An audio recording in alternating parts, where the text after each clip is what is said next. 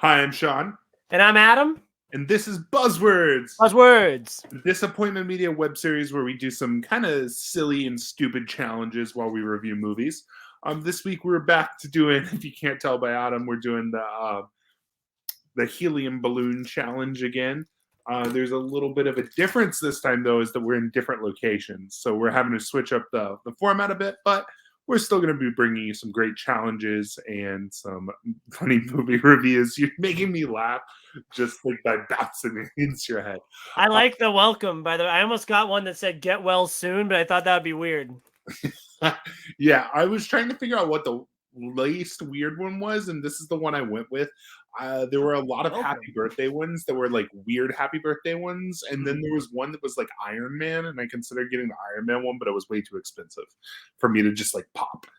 But yeah, so today we're going to be talking about Paws of Fury. So yeah.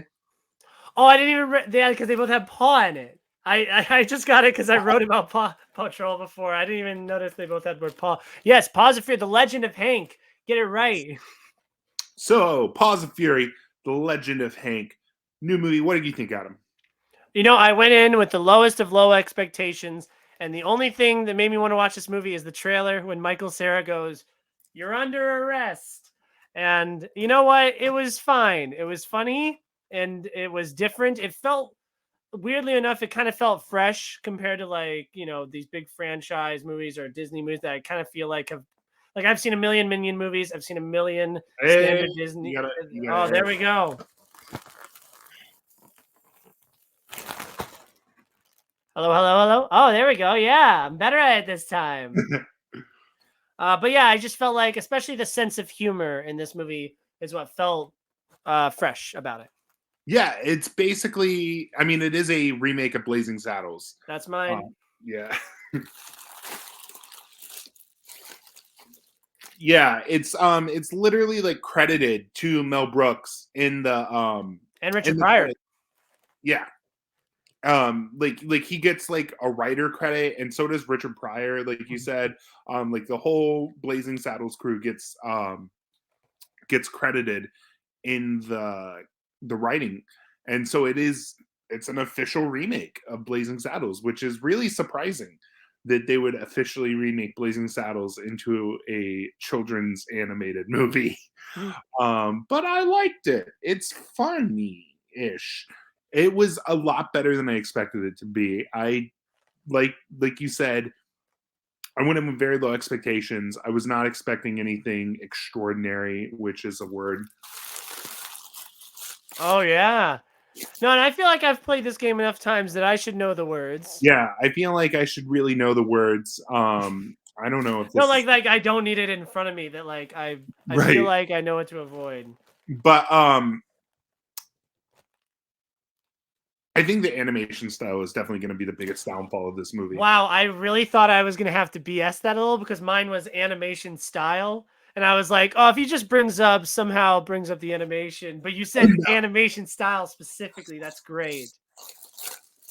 Because that was one thing I talked about in my review is like the animation style might turn people off. I just took like a bite of the balloon. But yeah, it's definitely it looks like a Chinese animated film almost, but it's not. It's a Montreal. Like one of those knockoffs. It's a Montreal animated film. But it feels almost like Rock Dog. You know what I'm saying? Where it's like, oh my gosh, it does. It's like it's a movie made more for a different market than the U.S., but it is a movie made for the U.S., which I think is pretty condemning for it. But yeah, I gotta say the biggest benefit of this movie is that it's short. There's multiple jokes about how it's 85 minutes long, which if you look online, it says an hour and 37. That's your other word. Oh, there we go.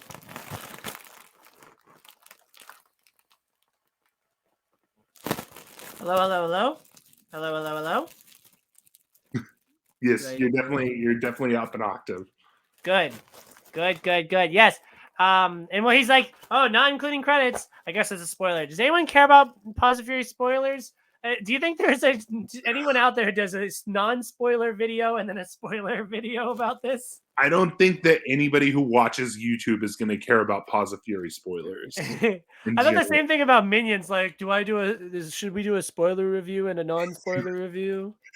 But yeah, it's derivative. It's got a storyline that we've seen a million times before, Mhm. but it also does the whole racism angle that Blazing Saddles has, and it Mhm. doesn't sanitize it either.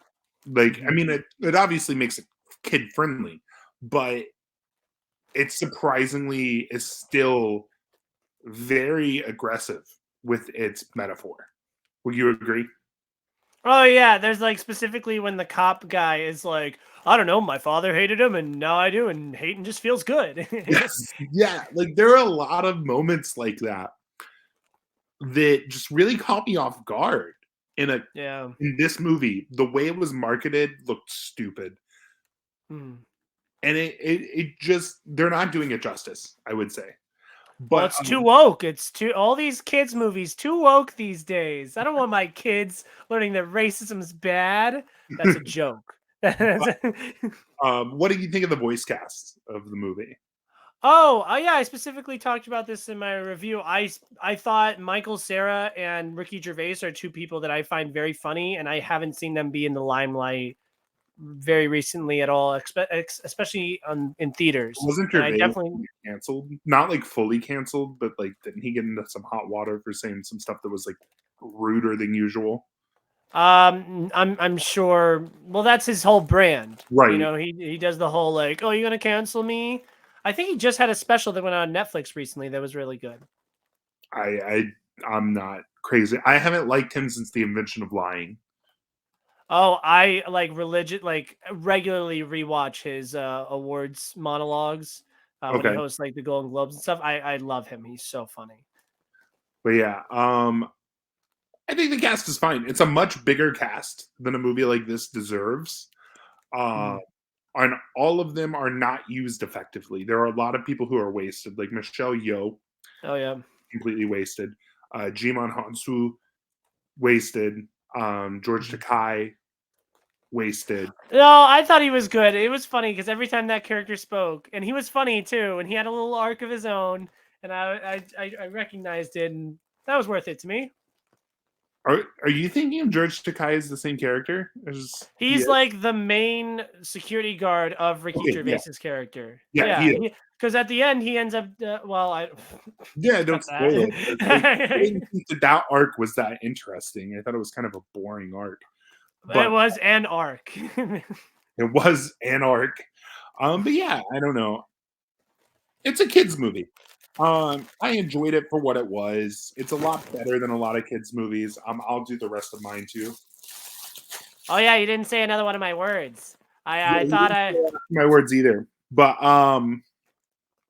yeah, I give it a 3.5. What would you give it? I give it like a 3. It's nice to see an animated movie that isn't the same Disney crap or the same old like franchise crap that DreamWorks and Illumination puts out. So, and I feel like it was unique enough. I think that, hmm, I wouldn't besides parents and like Mel Brooks fans specifically, I wouldn't say anyone go out of their way. But whenever I talked about this movie to people, like multiple times, I've talked about this movie with people, and they're like, "Oh, then I guess I should see it." And I'm like, "No, no, no, no, no. I'm just saying it's better than it should have been."